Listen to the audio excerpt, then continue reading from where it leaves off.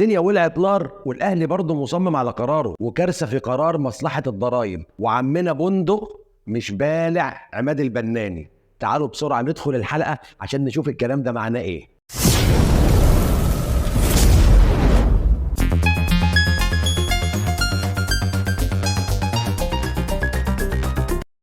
السلام عليكم ورحمة الله وبركاته، كل أصحابي وحبايبي وإخواتي كل عشاق كرة القدم، أهلا وسهلا بحضراتكم في حلقة جديدة من برنامج أهلاوي فندي.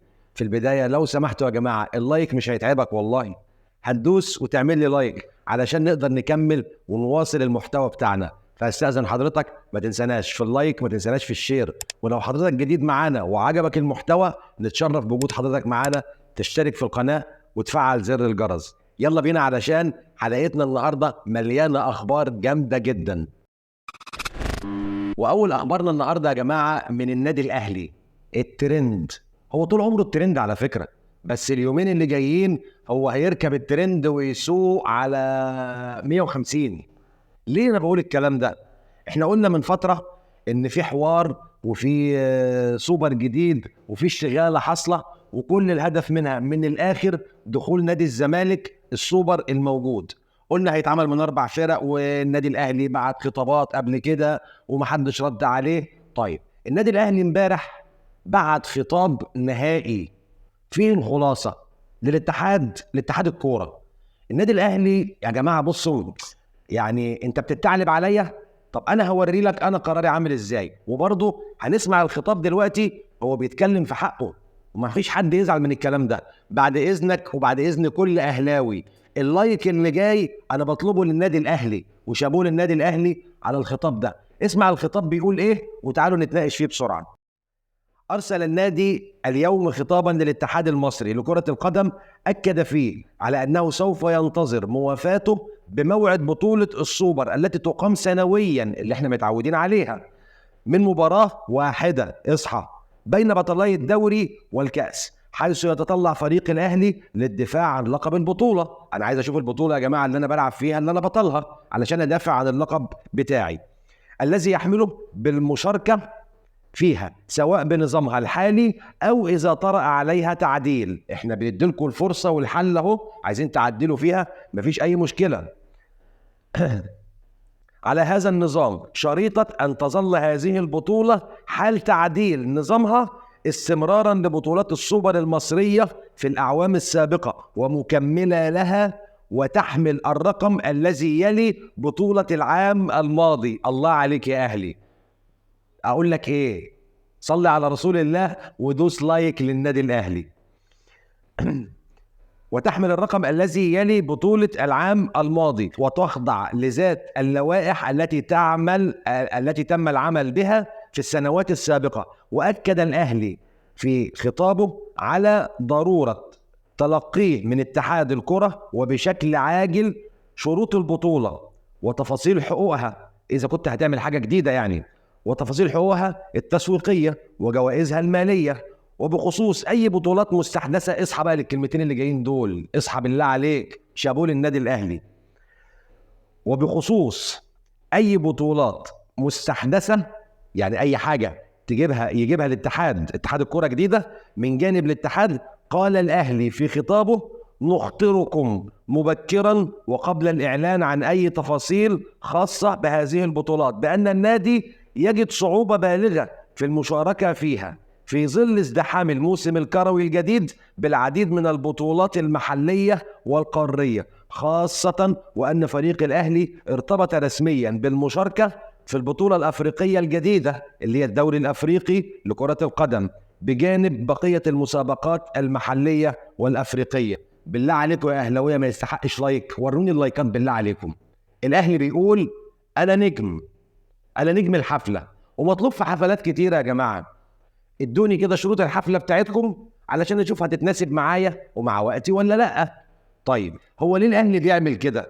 وليه بيقول إن شريطة أن تكون البطولة اللي جاية حتى لو غيرتوا في شكلها تكون متممة أو مكملة للبطولات السابقة، علشان نمشي على نفس اللوائح، عشان اللي احنا قلناه في الحلقة اللي فاتت من الآخر ومن غير تعلبة ومن غير ما نلف وندور. برضو الأهلي بيدور على عقوبة نادي الزمالك وده حقه، اوعوا تزعلوا يا زملكاويه، لو انتوا مكان الاهلاويه هتقولوا الكلام ده. دلوقتي الزمالك انسحب او اعتذر، برضه مش هتفرق معانا. انسحب يبقى 2,500,000 جنيه، اعتذر يبقى 1,500,000 جنيه. الاهلي بيدور على الكلام ده، وقال لو البطوله الجديده هتبقى بطوله مستحدثه ولها بقى قوانين جديده ولها نظام جديد ولها الدنيا دي، فمعلش انا من دلوقتي، من قبل ما انتوا تقولوا اي حاجه ولا تعلنوا عن بطوله جديده، انا مش فاضي ان انا العب معاكم. انا عندي ارتباطات تانية انا مخلصها. عندي بطوله افريقيا اللي هي الابطال، وبطوله افريقيا المستحدثه الجديده اللي جاتني قبلكم اللي هي السوبر ليج، وعندي بقى بطولاتنا اللي احنا عارفينها بقى عشان ما نطولش عليكم. ايه رايكم؟ النادي الاهلي يا جماعه بالجواب ده او بالخطاب ده حط الاتحاد المصري، اتحاد الكره المصري، عارفين الجماعه اللي بيلعبوا دومنه وبيقول لك قفلها دومنه، هو قفلها لهم دومنه. ما انا بقالي شهر عمال ببعت لكم وبقول لكم نشوف ونظبط ونتفق، ما حدش عايز يدينا عقد نافع. لا خلاص، يبقى انا وضعي كده، النظام الجديد هيمشي على القديم اهلا وسهلا ونرتبها ونشوف. مش هيمشي وتعتبروها بطولة جديدة، معلش والله أنا مش فاضي، عندي ارتباطات كتير. ده خطاب النادي الأهلي لاتحاد الكورة، واتحاد الكورة يا عيني قاعد زمانه عامل كده اهو دلوقتي ومش عارف يحلها ازاي.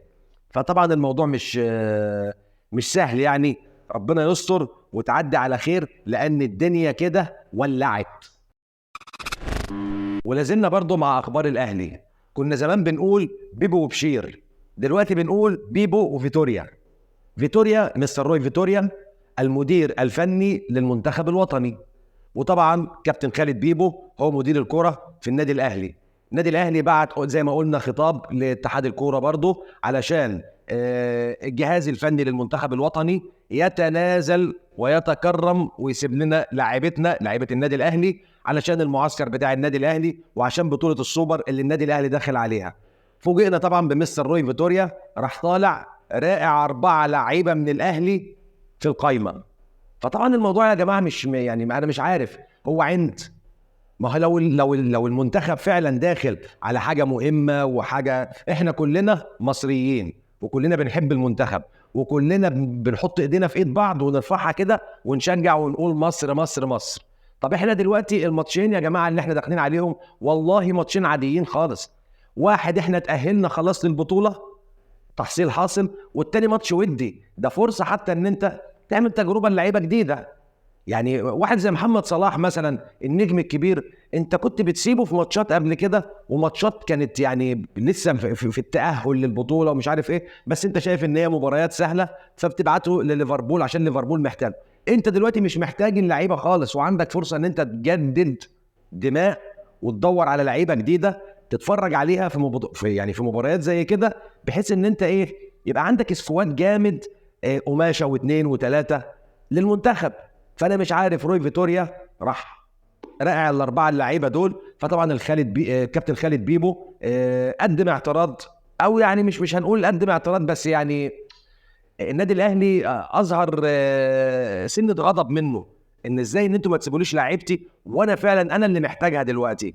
فيعني هنشوف الموضوع ايه، بس برضه انا عايز اقول لكم على حاجه، انا مع المنتخب في ان دي يعني اجنده دوليه، ولو في النهايه الموضوع حكموا دماغهم هيبقى النادي الاهلي هو اللي شكله وحش وهيبقى النادي الاهلي. فانا مش عارف هو ده قدرنا يا جماعه؟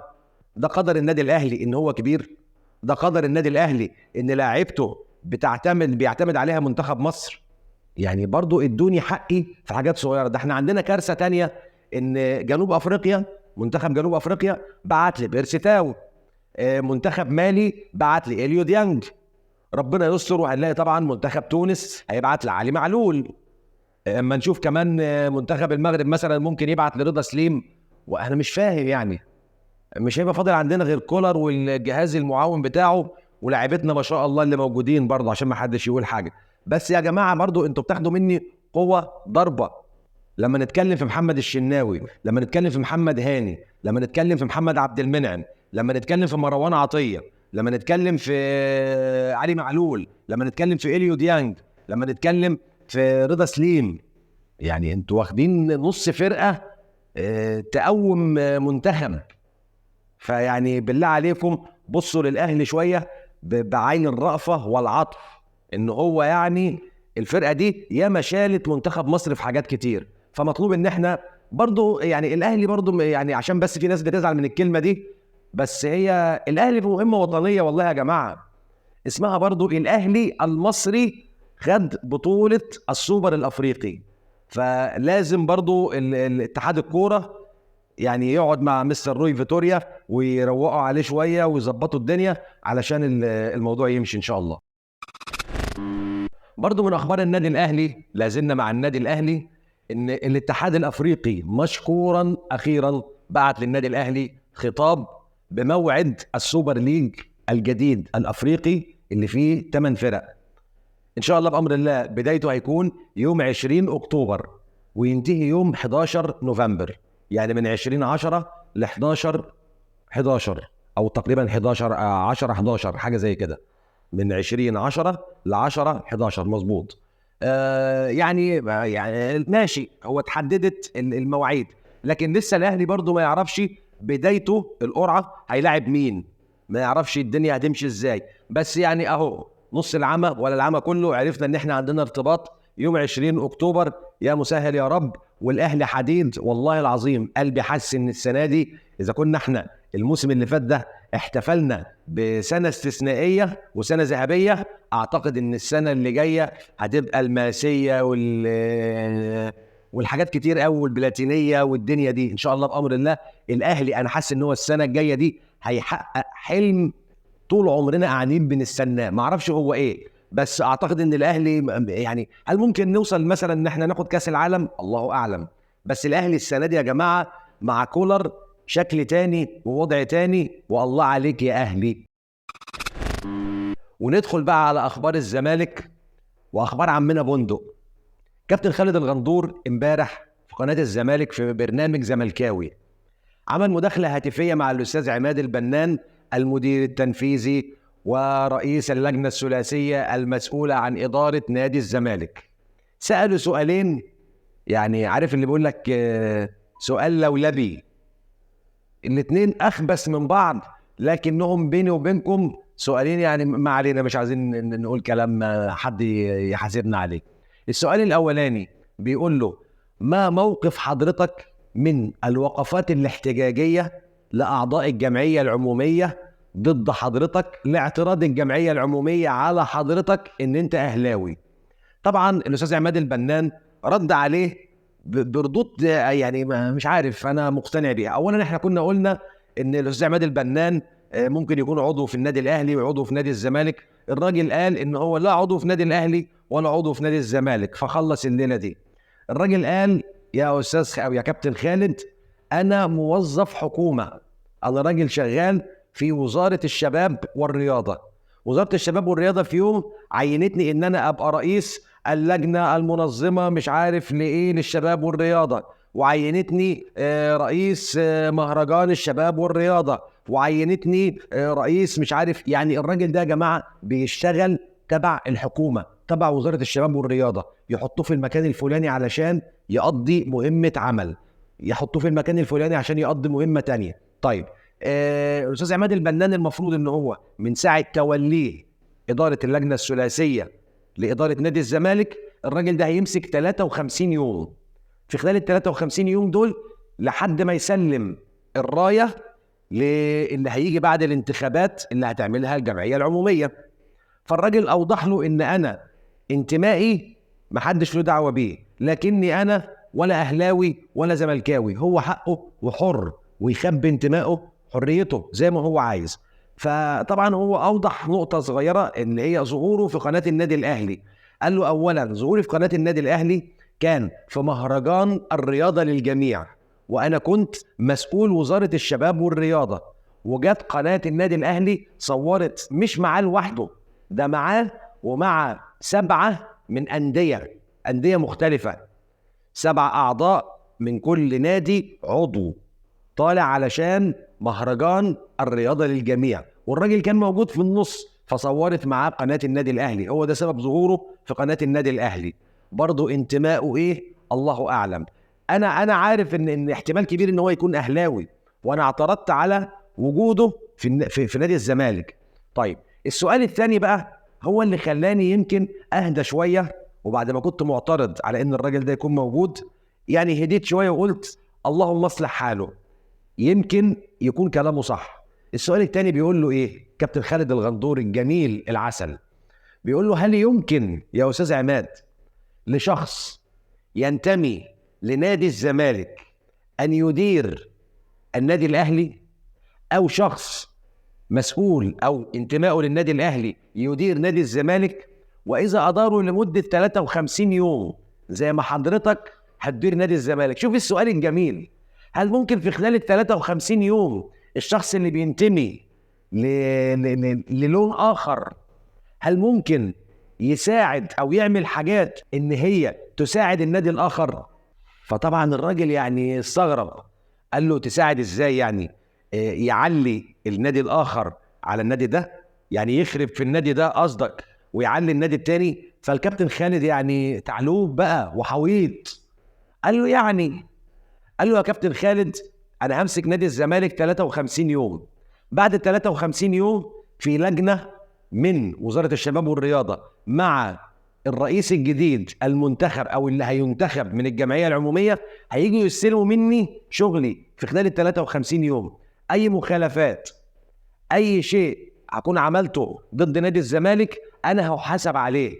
مش معقول ان انا هضيع سنين عمري وتاريخي في وزاره الشباب والرياضه عشان 53 يوم افيد فيهم نادي اخر. متهيألي الراجل ده يعني قال كلام زي الفل. اتمنى الصالح للاهلي اولا وللزمالك وكل الانديه زي ما قلنا، واتمنى لك الخير يا استاذ عماد، واتمنى ان انت تمشي فعلا صح. اسمحوا لي يا جماعه الخبر اللي جاي ده حتى لا اعاقب عليه. الخبر ده عارفين الجماعه بتوع النشره عايزين نقوله بطريقه الجماعه بتوع النشره، فاستحملوني كده ان انا احاول ان انا اقوله زيهم.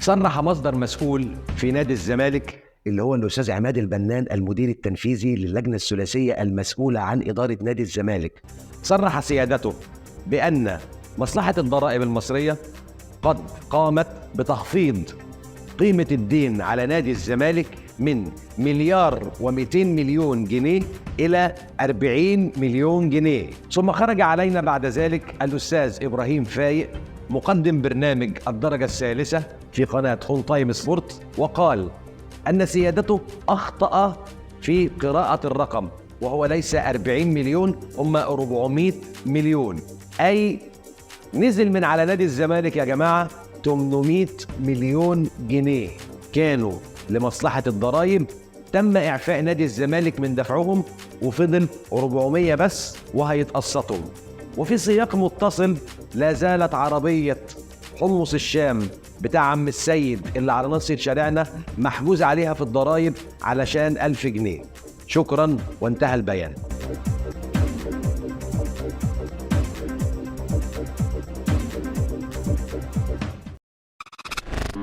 دي كانت كل أخبارنا النهاردة. سعيد جدا جدا بلقائي مع حضراتكم. أتمنى يا رب يكون المحتوى اللي بنقدمه مفيد لحضراتكم، وأتمنى من حضراتكم ما تحرموناش من اللايك من الشير، ولو حضرتك جديد معانا وعجبك المحتوى ما تحرمناش من الاشتراك في القناة وتفعيل زر الجرس. أشوفكم على ألف خير وتصبحوا على خير، والسلام عليكم ورحمة الله وبركاته.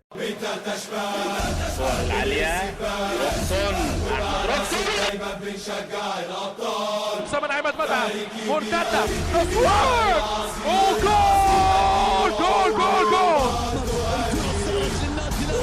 الفرصه للفريق الاحمر عرضيه.